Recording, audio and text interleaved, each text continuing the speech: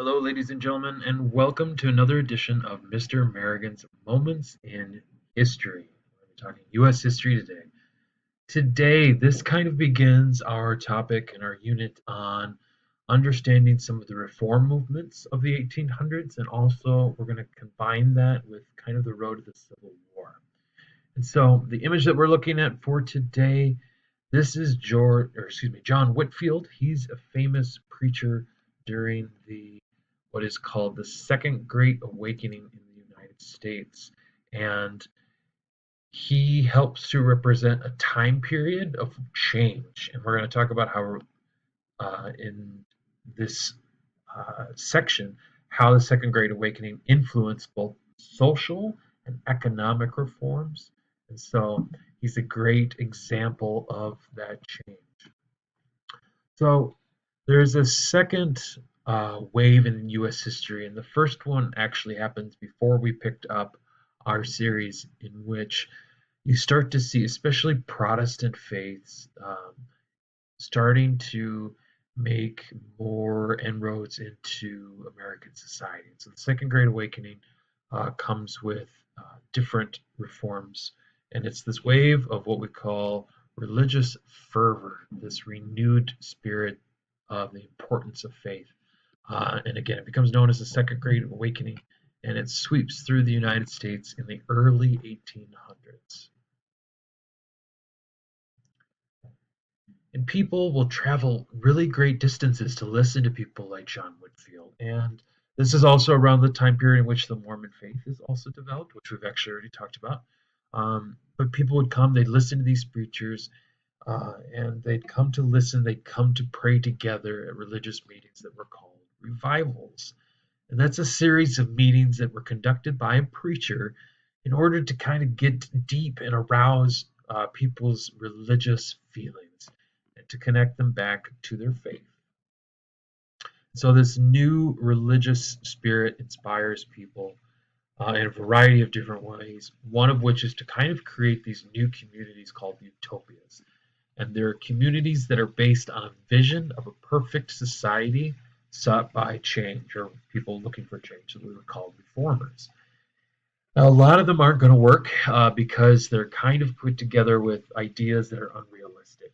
And they work in for maybe a small amount of people, but they can't really function in connection with other communities. And so, in many cases, they're a bit unrealistic to begin with. One of the movements that gets inspired by religion certainly is the temperance movement. The temperance movement was started by people who wanted to ban alcohol in an effort to improve the world. There are some statistics out there that suggest that some people during this time period were consuming large amounts of alcohols, like even over 2 gallons in sometimes span of sometimes a year, sometimes 6 months, some a little bit less than that. So there's also a connection here with domestic abuse during this time period. So the temperance movement does certainly gain some religious connection. But again, temperance being the idea of the use of little or no alcoholic drink. And they promoted their idea of the temperance movement through lectures, through pamphlets, through rallies, um, like the idea that it, again, led eventually to perhaps moral degradation and crime. Another word that we could certainly use here is they're great at using propaganda. Reformers also wanted to improve education during this time period. So somebody who's often considered the father of modern day education would be Horace Mann. He develops a state-supported, what he calls normal schools. These are 2-year schools for training high school graduates as teachers. And so the idea was to give more additional training to these high school graduates so that they could go and teach others. And one of the things that we start to see is that education for those with disabilities was also being considered, and certainly a champion for this would be people like Helen Keller. So, thinking back here, quick discussion question. Why did most utopias fail? Uh, Choices include A, it was too hard to implement the temperance movement. B, many teachers lacked proper training. C, they did not take the needs of the disabled into consideration. Or D, they were founded on impractical ideas. So, as far as utopias go, again, we were talking about them in connection with a new religious feeling. And so, our best answer is D, is that they were founded on impractical ideas. So now I want to get more into cultural trends. So we're going to be able to demonstrate understanding of how religion influenced social reforms in the U.S., particularly during the 1800s. So the group that I want to start with are Transcendentalists. Transcendentalists are a group of thinkers and writers who stress the importance of relationships between human beings and nature, and that it was important for individuals um, to inspire their own consciousness and understanding and to stand against um, like laws that they thought were unjust.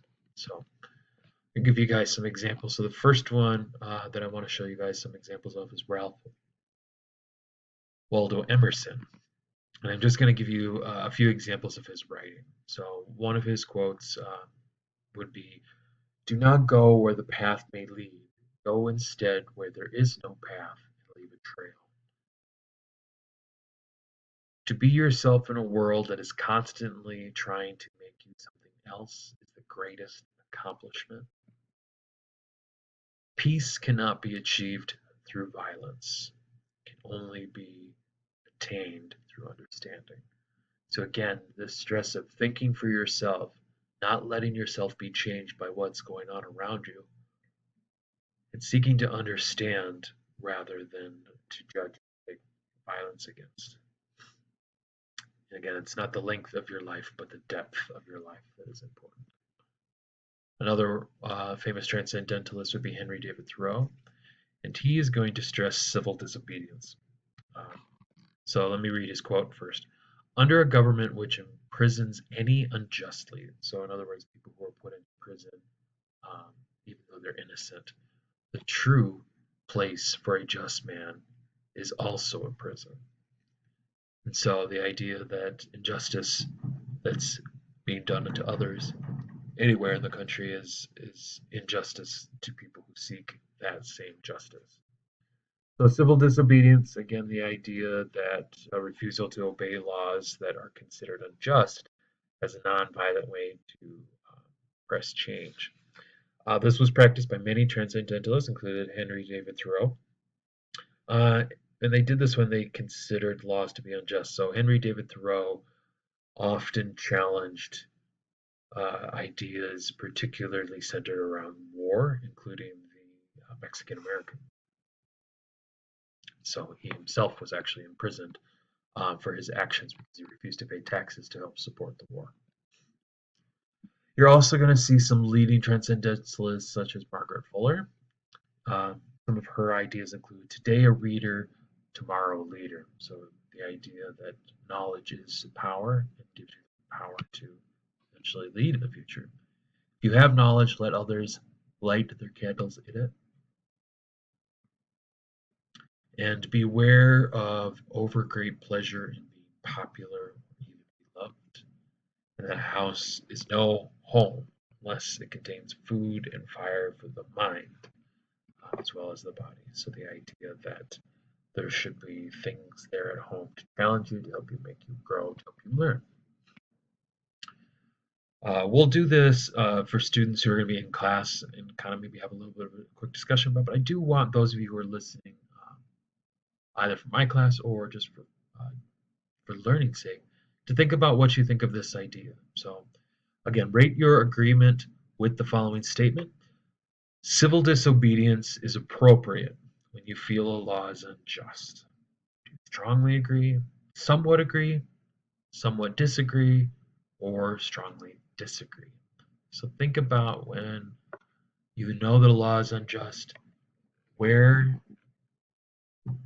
is your agreement on civil disobedience being appropriate?